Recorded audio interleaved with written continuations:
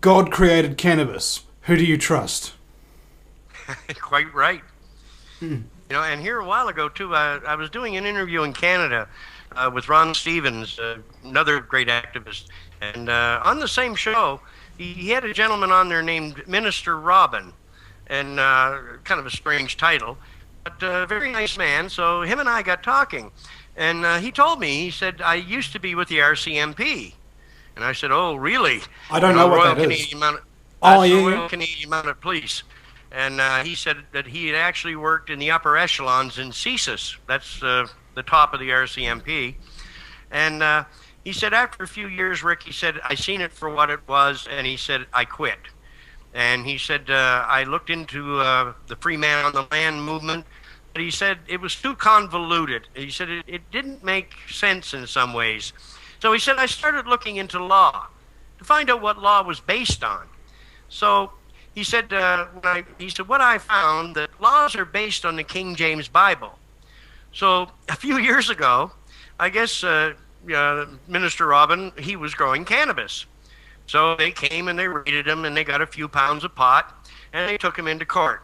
So he got up before the judge, and he said, before we get underway, he said, I have a couple questions for the court. And the judge allowed it. And he said, would I be right in stating that all laws are based on the King James Bible, or that laws are based on the King James Bible?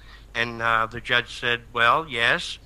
He said, would I be right in thinking that no law can supersede God's laws? And I guess instantly the judge excused himself from the case. Then 6 more judges did the same thing because they knew that he was going to expose them. And then 2 prosecutors quit.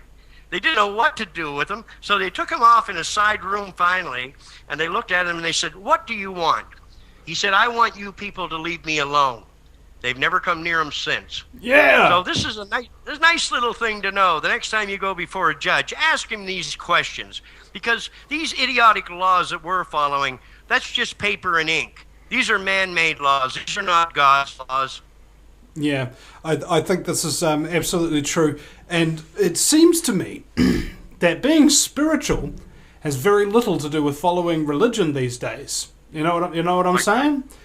It's about having moral ethic. And the Bible does clearly outline what moral ethic is. It clearly defines what right is, what wrong is, I believe. Right. And if that is your baseline to go on, the likelihood that you will steal, murder, lie, cheat in many different ways, it just doesn't work. And it's true what you say. Of course, that's what the laws are for, to stop you from stealing, lying, and cheating to a large extent. You know, you can be prosecuted for defamation, you can be prosecuted for theft, you can be prosecuted for murder, you can be prosecuted for rape, you can get divorced for adultery, which in some cases is worse than prison. Right. Some might argue that marriage is worse than prison, but they're wrong.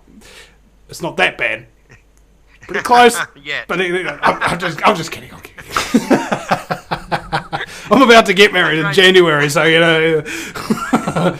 I've tried the marriage game twice, Vinny, and I've had the same girlfriend now for the last 25 years, and I figure as long as I don't marry her, everything will be okay. You know, you're probably right. I'll just tell my missus, you know, hey, baby, we'll have a ceremony and everything, but you know, let's just keep it on the DL. Right. No, it's been a very strange experience for me, and you know, even today, I look back on the last few years, and it just makes me, you know, wonder how could all of this have happened? How could this be? You know, here I am, you know, I'll be 64 years old the end of this month. I'm bouncing around like I'm basically a man without a country now, and but you know, just going to all these different countries and meeting all these languages. It's been a real honor, you know, to play this role. And this is the way I look at it. It's just a role. We all have a role in life, and this just happened to fall into my lap. But if I had to do it all over again, I would do the same thing, Vinny. Yeah, I think so, because the consequences really do kind of come down on you. I think it was Ayn Rand who once said, you can ignore reality, but you can't ignore the consequences of ignoring reality. And that's what cannabis legislation does. It ignores reality, and there are consequences everywhere you look. Everybody's sick. People are going to jail for no good frickin' reason. You got like what percentage of the US prisoner population are there for simple possession charges? You know, it's a very high percentage. No pun intended. Very high. And incidentally, you can get drugs in prison anyway. Well, yes, prisons are full of them. You know, but they do have some of the top activists like Eddie Lapp, Roger Christie. There's many of the top activists that have been locked up. I mean, Eddie Lapp's doing a 10-year sentence, for God's sakes. You know, for the simple act of trying to help his fellow man, they throw him in prison for 10 years. I mean, where's the justice in that? Well, that's why they call it the criminal justice system, because it's just criminal. Right. It is. You're quite right, brother. But I think that's all going to change in the near future. And, you know, I mean, nobody should go to jail over cannabis, for Christ's sakes. I mean, it's never harmed anyone, and we all know it. You know, but people delude themselves. I mean, I've watched people smoking pot and using, you know, cannabis for, well, over 40 years now. I've never seen anyone harm from it. And that old lame excuse they always use, you know, it's a gateway drug, you know, and if you smoke cannabis, you're going to be on heroin next week. You know, what a bunch of bullshit that is. I mean, we found that, yes, I do agree with the government in one way. It is a gateway drug. But it's not a gateway that's going to lead you to the use of hard drugs. It's a gateway that's going to get you away from it. Well, it's I believe a statistic was released by in the United States that 87% of illegal drug users only use cannabis, and the remaining 13% found the hard drugs because cannabis is illegal and their dealer offered them other things. I'm not surprised. Didn't have a license, didn't ask for ID, nothing. Right. There's no protection. Well, I mean, there's no quality control.